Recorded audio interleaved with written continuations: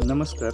या व्हिडिओमध्ये आपण दुसऱ्या पाठातील विभाज्यता या उपघटकातील स्तर 1 मधील काही नमुना उदाहरणे समजावून घ्यायची आहेत. चला तर मग सुरू करूया. पहिला प्रश्न. तर स्तर 1 मध्ये सगळे प्रश्न जे तुम्हाला दिले जाणार आहेत ते निव्वळ विभाज्यतेच्या कसोट्यांवर आधारित आहेत. विभाज्यतेच्या कसोट्या म्हणजे काय? तर एखादी संख्या, दिलेली संख्या ही विभाज्य आहे की नाही हे ओळखण्यासाठीची क्लुप्ती म्हणजे विभाज्यतेची कसोटी.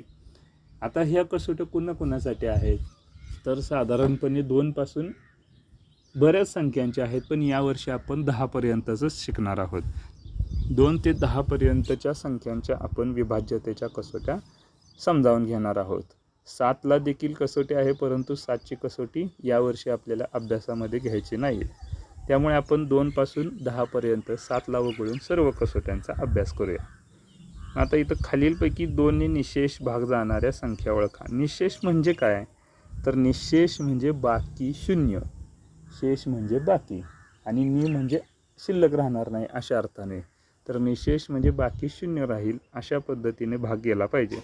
मग आता प्रत्येक संख्येला जर आपण 2 ने भागत बसलो आणि बाकी शून्य राहतंय की नाही हे जर तपासायचं म्हटलं तर खूप वेळ लागेल. यासाठी आपण त्या प्रत्येक संख्यांच्या कसोट्या समजावून घेऊया. तुम्हाला काही वेळेला कदाचित माहीत पण असेल, चौथीला शिकवले असतील. आता 2 ने निशेष भाग जाते की नाही हे ओळखण्यासाठी साधी क्लुप्ती म्हणजे दिलेली संख्या समसंख्या आहे की नाही. समसंख्या म्हणजे काय हे आपण पहिल्या पाठामध्ये शिकलेलो आहे की दिलेल्या संख्येच्या एकक स्थानचा अंक पाहायचा. एकक स्थानचा अंक काय आहे? पहिल्या ठिकाणी 1 आहे, दुसऱ्या ठिकाणी 5, 8 आणि 7. यामध्ये जर 2, 0, 2, 4, 6 आणि 8 यापैकी जर एखादा अंक असेल तर समजायचं त्या संख्येला 2 ने निशेष भाग जातोय. थोडक्यात काय, 2च्या पाड्यातल्या संख्येत बे 2 4, बे 3 6, बे 4 8. आता बे 5 10 मधला शून्य आपण इथं घेतलेला आहे एकक स्थानचा. 2चा पाडा तर आपल्या सगळ्यांनाच येतो. याच्यावरून आपण 2ची कसोटी लक्षात ठेवू शकतो. सगळ्या समसंख्या जर एकक स्थानी असतील तर त्या संख्येला 2 ने निशेष भाग जातो. मग दिलेल्या 4 संख्यांमध्ये 3 नंबरची संख्या जी आहे 23,458 त्याच्या एकक स्थानी 8 आहे, म्हणून या संख्येला 2 ने निशेष भाग जाणार. 2ची कसोटी समजली का पहा. आणखी आपण भरपूर उदाहरणं घेऊ शकतो. समजा मी म्हटलं की 7,337 एकक स्थानी 7 आहे, या संख्येला 2 ने भाग जाणार नाही. समजा मी म्हटलं 8,324 या संख्येच्या एकक स्थानी 4 आहे, याला 2 ने भाग जाणार. अशा पद्धतीनं एकक स्थानाच्या अंकावरून आपण 2 ने निशेष भाग जाईल की नाही हे आपण तपासून बघू शकतो. भागाकार करण्याची गरज नाही. बरोबर आहे उत्तर.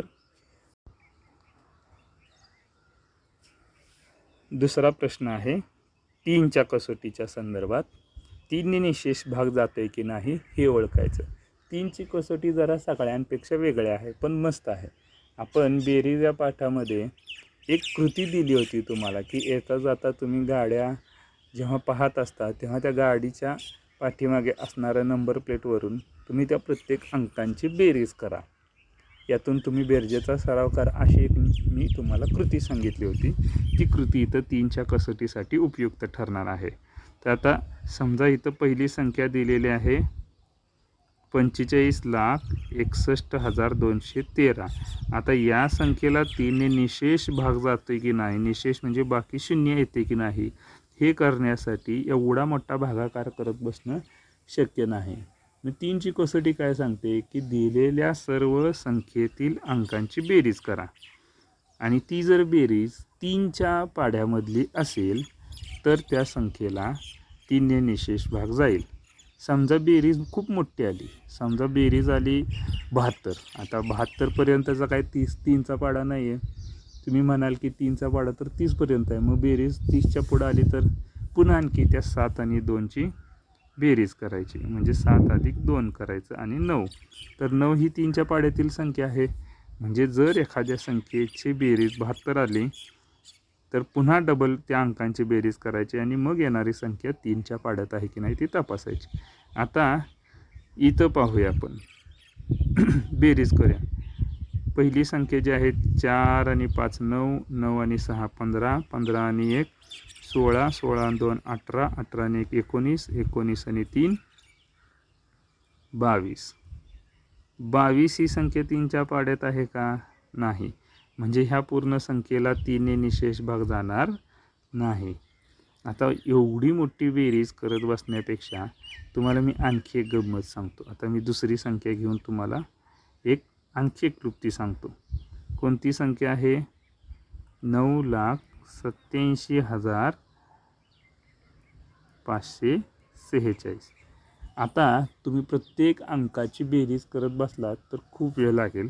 सरळ काय करायचं, 3च्या पाड्यात बेरीज आली की सोडून द्यायचं. म्हणजे उदाहरणार्थ ही 9 6 3च्या पाड्यातल्या संख्या आहेत, त्यांना घ्यायचंच नाही बेरजेमध्ये.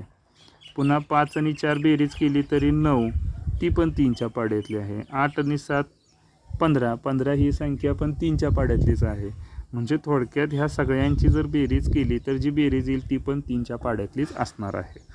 प्रत्येक अंकाची एकत्रित बेरीज न करता ज्या ज्या बेरजा 3च्या पाड्यातील येतील त्या लगेच सोडून द्यायच्या. मी अनेक इथली तिसरी संख्या म्हणजे ह्या संख्येला 3 निशेष भाग जाणार आहे, म्हणजे दुसरी संख्या उत्तर येणार आहे. तरीही मी तुम्हाला पुढच्या संख्या सरावासाठी समजावून सांगतोय. 2,16,542. काय क्लुप्ती वापरली? 3च्या पाड्यातल्या सगळ्या संख्या सोडून द्या.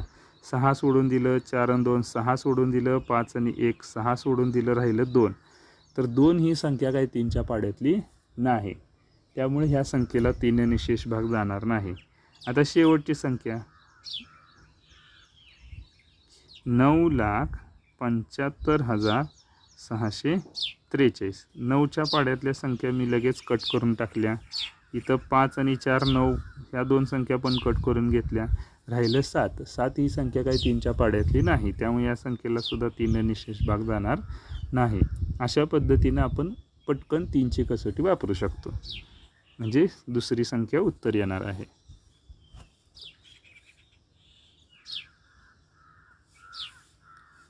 प्रश्न 3. खालीलपैकी 4 निशेष भाग जाणाऱ्या संख्या ओळखा. आता मी ज्या सांगितलेल्या कसोट्या आहेत त्या प्रत्येक कसोट्यांचा तुम्हाला सराव करणं गरजेचं आहे. तर 4ची कसोटी पहा.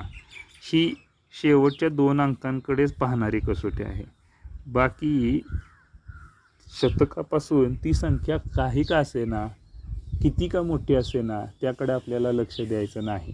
जसं 2च्या कसोटीत समजावून घेतलं की फक्त एकक स्थानचा अंक बघायचा, बाकीची संख्या किती मोठी आहे आणि कसली आहे हे पाहायची गरज नाही. तशी 4ची कसोटी आहे. मग 46 14 98 आणि 92 ह्यांचाच विचार करायचा. आता या संख्यांना जर 4ने भाग जात असेल तर तुम्ही म्हणायचं की त्या पूर्ण संख्येला 4ने निशेष भाग जातोय.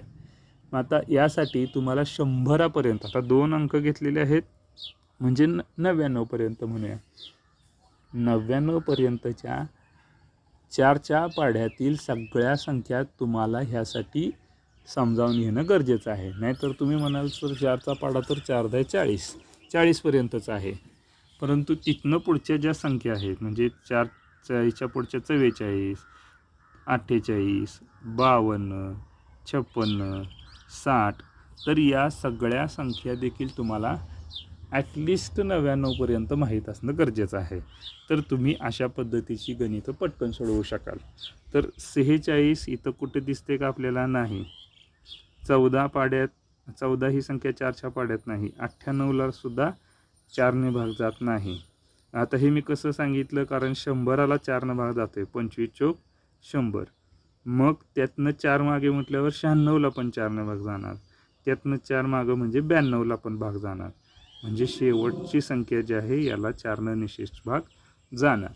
तुम्हाला काही संख्या सांगतोय, उदाहरणार्थ 80, तर ही 40ची दुप्पटच आहे. म्हणजे 40ला भाग जातोय म्हणजे 80ला सुद्धा भाग जाणार. मग 80तनं 4 मागे गेले की 76, 80तनं 4 मागे गेले, 76मधनं 4 मागे गेले की 72, 68. म्हणजे अशा पद्धतीनं तुम्हाला 4च्या पाड्यातल्या संख्या ओळखता येतील 40च्या पुढचं. किंवा ज्याला 8चा पाडा माहिती आहे, 8 10 80पर्यंत, त्यालासुद्धा शोधता येईल. 8 9 72, 8 10 80 आणि ह्या दोन्हींच्या मधली 76. म्हणजे अशा पद्धतीनं 8च्या पाड्यातील संख्यासुद्धा 4ने विभाज्य असतातच, हे लक्षात ठेवा. आणि त्या दोन्हींच्या मधल्या संख्यासुद्धा 4च्या पाड्यातल्या असणारच. चौथ्या प्रश्नाकडे जाऊया. खालीलपैकी 5ने निशेष भाग जाणाऱ्या संख्या ओळखा.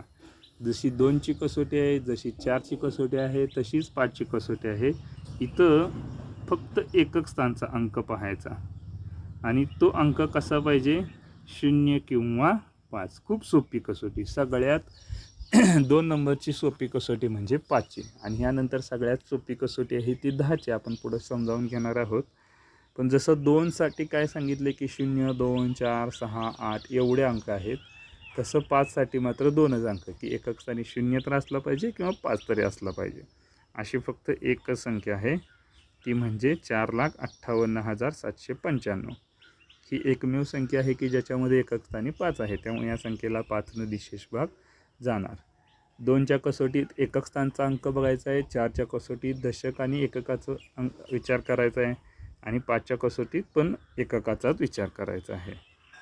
बरोबर आहे उत्तर. 5वा प्रश्न. 6ने निशेष भाग जाणाऱ्या संख्या. 6ची कसोटी खूप सोपी आहे. 6साठी तुम्हाला 2 आणि 3ची कसोटी आली पाहिजे, कारण 2 त्रिक 6. मग तुम्हाला काय केलं पाहिजे की 6ची कसोटी समजावून घेताना 2ची कसोटी पण आली पाहिजे आणि 3ची कसोटी पण आली पाहिजे. म्हणजे दिलेल्या संख्येला 2 निशेष भाग पण गेला पाहिजे, 3 पण निशेष भाग गेला पाहिजे. आता 2ची कसोटी काय आहे की समसंख्या. पहिली संख्या सम नाही, दुसरी संख्या सम आहे, तिसरी संख्या सम आहे, चौथी संख्या समसंख्या नाही. चला, म्हणजे आता ह्या 2 संख्यांमध्येच कुठंतरी उत्तर लपलेलं आहे. पहा, 2 पण भाग गेला पाहिजे आणि त्याला 3ही भाग गेला पाहिजे.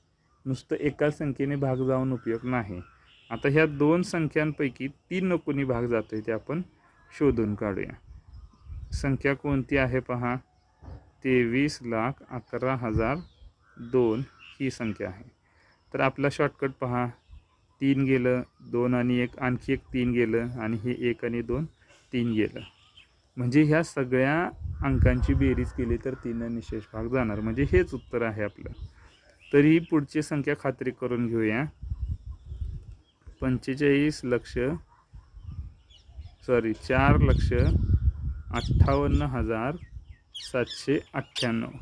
2 तर भाग जातोयच, 3 जाते का बघूया. इथं 9 गेलंच, 7 आणि 8 15 पण गेलं, 5 आणि 4 9 पण गेलं, राहिलं 8. 8 काय 3च्या पाड्यात येणार नाही, त्यामुळं संख्या दुसरीच येणार. 6वा प्रश्न. 7ची कसोटी घेणार नाही, आता डायरेक्ट आपण 8ची कसोटी घेणार आहोत. आता 2च्या कसोटीत एकक स्थान बघितला, 4च्या कसोटीमध्ये एकक आणि दशक बघितला, तसं 8च्या कसोटीत एकक दशक शतक पाहायचा, म्हणजे 3 अंक घ्यायचं. 2च्या कसोटीत एकच अंक घ्यायचा, 4च्या कसोटीत 2 अंक घ्यायचे शेवटचे आणि 8च्या कसोटीत शेवटचे 3 अंक घ्यायचे. इथं पण 0 0 1 म्हणजेच 1. इथं 798, इथं 792. आता आपण भागाकार करून बघूया. ह्या संख्यांना 8 भाग गेला पाहिजे. मग 8 पंचे 40, राहिले 4, वरून घेतले 4, 8 पंचे 40, बाकी आली 4. म्हणजे पहिल्या संख्येला 8 भाग जात नाही. 1ला 8 भागलं तर बाकी 0 येईल का, निश्चितच नाही. तिसऱ्या संख्येला बघूया. 8 9 72, राहिले 7, वरून घेतले 8, 8 9 72, बाकी राहिली 6. तिसऱ्या संख्येला सुद्धा 8ने भाग जात नाही. चौथ्या संख्येला बघूया. 8 9 72, राहिले 7, वरून घेतले 2, 8 9 72, बाकी 0 आली. म्हणजे 792ला जर 8ने भाग जात असेल तर ह्या पूर्ण संख्येला 8ने निशेष भाग जाणार, हे निश्चित आहे. आता मी तुम्हाला आणखी एक गंमत सांगतो. तुम्हाला 8चा पाढा तर येतोय सगळ्यांनाच, तर 8चा पाडा 80पर्यंत येत असला तर तिथनं पुढं आणखी 2 संख्या लक्षात ठेवा. 8 10 80च्या पुढे 88 आणि 88च्या पुढे 96. अशा 2 संख्या आणखी एक्स्ट्रा लक्षात ठेवा. 88 आणि 96 ह्या 2 अंकी सगळ्या संख्या घेतल्या आपण की ज्याला 8 भाग जातो. आता शतक स्थानचा अंक जर समसंख्या असेल तर त्याचा विचारच करू नका. फक्त राहिलेल्या 2 अंकांचा विचार करा. म्हणजे कुठल्या 2 संख्या राहिल्या? 44. 44ला काय 8 भाग जातोय का? नाही जात. मग आपण त्यांचा विचार सोडून द्यायचा. म्हणजे समजा मी तुम्हाला म्हटलं 840ला 8ने निशेष भाग जाईल का? तर ही शतक स्थानचा अंक जर समसंख्या असेल तर ती घेऊच नका. फक्त 40चा विचार करून पहा. 40 ही संख्या 8च्या पाड्यात आहे का? आहे. म्हणजेच या पूर्ण संख्येला 8ने निशेष भाग जाणार. अशा पद्धतीनं जर शतकाचा अंक समसंख्या असेल तर कसं करायचं हे आपण या ठिकाणी समजावून घेतलं. बरोबर आहे आपलं उत्तर. पुढचा प्रश्न. आता 9ची कसोटी. 3ची आणि 9ची कसोटी एकसारखीच आहे. कशी? तर दिलेल्या संख्येतील प्रत्येक अंकांची बेरीज करायची. पण 3च्या कसोटीत काय होतं की त्या बेरजेला 3 भाग गेला पाहिजे आणि 9च्या कसोटीमध्ये काय आहे तर बेरजेला 9ने भाग गेला पाहिजे. मग आता मी पहिली संख्या घेतोय. 2 3 5 4 4 5 2,35,445. आता 3च्या कसोटीसारखीच आपण एक गंमत करूया. इथं 9च्या पाड्यातल्या बेरजा आल्या की सोडून द्यायचं. उदाहरणार्थ 5 आणि 4 9 द्या सोडून. इथं पण 5 आणि 4 9 द्या सोडून. राहिलं 3 आणि 2 5. आता 5 या संख्येला 9 भाग जात नाही म्हणजे ह्या पूर्ण संख्येला 9 निशेष भाग जाणार नाही. दुसरी संख्या घ्या. 23,11,001. 3 आणि 2 5 5 आणि 2 7 7 आणि 1 8. 8ला निशेष भाग जाईल का? नाही. तिसरी संख्या घ्या. 4,58,798. 9च्या पाड्यातल्या संख्या लगेच सोडून द्यायच्या. 5 आणि 4 9 ती पण सोडून दिलं. तर राहिलं 8 आणि 8 16. 16 ही 9च्या पाड्यातली संख्या आहे का? नाही. आता राहिलेली शेवटची संख्या उत्तर येणार आहे. बघूया खात्री करून. 6,97,797. 9ला सोडून द्या. 9 दोन्ही पण घालवून टाकायचं. बेरजेत घ्यायचंच नाही 9च्या पाड्यातली संख्या आली तर. आता इथं 6 आणि 7 13. 13 आणि 7 20. 20 आणि 7 27. 27 ही संख्या मात्र 9च्या पाड्यातली आहे. म्हणजे शेवटची संख्या येणार. बरोबर आहे. आणि शेवटचा प्रश्न अतिशय सोपी कसोटी. जशी 5ची कसोटी आहे तशीच 10ची कसोटी आहे. 2ची 4ची 8ची कसोटी एकसारखी आहे. फक्त एकक दशक आणि शतक ह्यांचा योग्य त्या ठिकाणी उपयोग करायचा आहे. तसं 3 आणि 9ची कसोटी आहे आणि तशी 5 आणि 10ची कसोटी आहे. फक्त एकक स्थानचा अंक पाहायचा. तो एकक स्थानचा अंक 0च असला पाहिजे तर 10ने निशेष भाग जाईल आणि म्हणून उत्तर येणार दुसरी संख्या. 5 येऊन चालणार नाही. त्याला 5ने निशेष भाग जाईल पण 10ने निशेष भाग जाणार नाही. हे लक्षात घ्या. त्यामुळे एकक स्थानी फक्त 0 पाहिजे. मी म्हटलं होतं की सगळ्यात सोपी कसोटी म्हणजे 10ची कसोटी. कारण 10च्या कसोटीत फक्त एकक स्थानी 0 पाहिजे. बस एवढं समजलं ना की आपण 10ची कसोटी सोडवू शकतो.